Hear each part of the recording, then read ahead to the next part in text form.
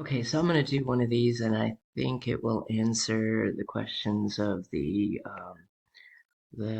couple of people who asked questions over these same types of problems. So first, I'm going to copy this data because we're going to move it over to Excel, and let's notice that we have a small sample size here. It's less than 30 pieces of data, so we want to consider when we have a small sample size, we're going to use the t-distribution. Now, we could use the t-distribution that we have as a file in our course, but instead I'm going to use Excel since we'll be using Excel to find our mean and our standard deviation for this. So I'm going to go to my path, I'm going to go to the little waffle, and actually there's Excel, so I'll open it up,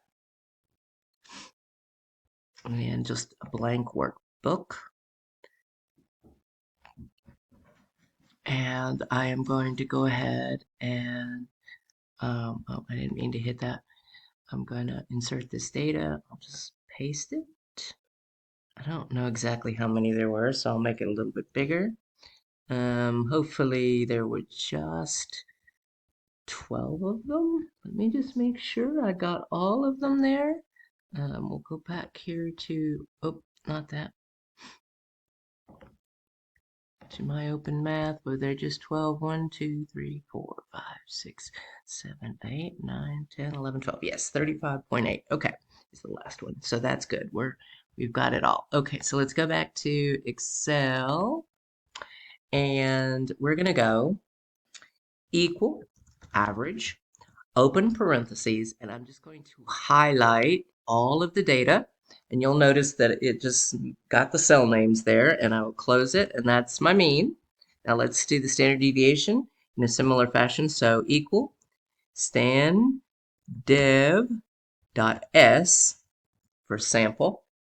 And again, I just highlight them, close that, and there's my standard deviation. All right, so we have the mean, we have the standard deviation. Now, let's go ahead and get for our, and I'm going to go back again to the problem. We need a 99% confidence interval. This is a small sample, so we're going to use the t-distribution. Now, there are 12 pieces of data. So we are going to use 12 minus 1, or 11 degrees of freedom, when we look this up to get our t-value. But first, we have a 99% confidence interval. I will go back to Excel here, and we have got to take 1 minus 0.99.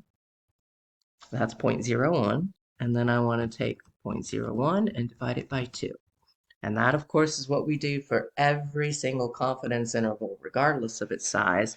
So we're now going to look up what this would be on the t-distribution. So we need t.inv, and we're going to plug in our probability, 0.005, and our degrees of freedom were 11. And there's our value. We don't care whether it's positive or negative. We're going to use that. Now, I'm going to write these down so that we can go and do these on the page with homework. Okay, so now let's go ahead and we want to find our mean, plus and minus. In this case, it's t of alpha over 2, which was the 3.10581 that we got, times the standard deviation over the square root of n. All right, so let's fill in. We found out in Excel that our mean was 34.98333. I apologize for my slow writing on the screen, but when I'm writing with my mouse, unfortunately, that's kind of the way it goes. All right, and then t of alpha over 2 was 3. That was that last number that we got, 3.10581. Sorry, my dogs are making noise in the background. Standard deviation that we got was 7. 0.163396. Now you'll notice that I'm keeping all of the decimal places, and I will till the very, very end.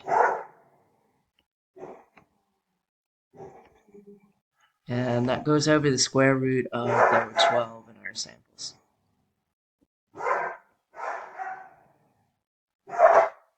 Okay, um, so now let's go ahead and I'm going to do everything behind the plus and minus. I'll put all of this into my calculator at once and get that answer.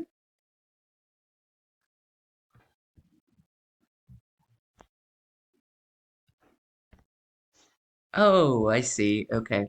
This draw feature is a new thing. So I was just going to all right, I'll go back. Hopefully it will come back. Oh, it won't. Oh, that's annoying. Okay, that's not so good a thing then. All right, I'm gonna turn this off for a second then. So since it sort of disappeared on me, I just sort of recopied the computation right here. So when I put 3.10581 times 7.163396 divided by the square root of 12 in my calculator, I get 6.42249. So now we're ready for our final calculations. We need to get the lower end and the upper end of our interval. So we need to take 34.98333 and subtract 6.42249. And then we need to take 34.98333 and add 6.42249. So I will first do the subtraction, 34.98333 minus 6.42249. And that gives me 28.56084. I know my points look very small here. And then I'll do the addition. And that gives me 41.40582. Now, let's go ahead and do it in open interval is what it told us to do. And let's see what it told us to round to. Let me go back here. Let's see. Open interval and accurate to 2 decimal places. So I'll go back to my little sheet here. All right, so open interval means we want a parenthesis like that, not a square bracket. And we always, in an interval, want to put the smaller number first. Very important. So we'll put 28.56 since we want it accurate to 2 decimal places. And 41 point, and that's going to round to 41. And that is going to be our confidence interval for this particular situation. So hopefully that will help you get through these problems.